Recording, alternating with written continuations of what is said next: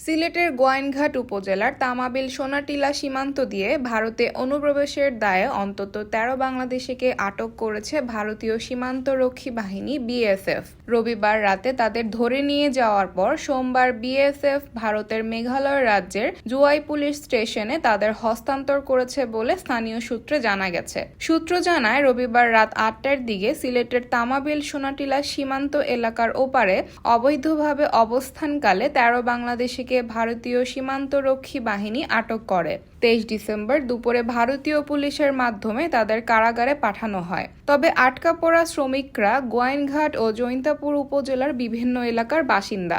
গোয়াইনঘাট থানার ভারপ্রাপ্ত কর্মকর্তা তোফায়েল আহমেদ বলেন, স্থানীয় কয়েকজন যুবককে বিএসএফ আটক করেছে বলে খবর শুনেছি। এর মধ্যে একজন গোয়াইনঘাটের ও বাকি ১২ জন জৈন্তাপুর উপজেলার। তবে অফিসিয়ালি কেউ কিছু আমাদের জানায়নি, ফলে আটকদের নাম পরিচয়ও জানা যায়নি।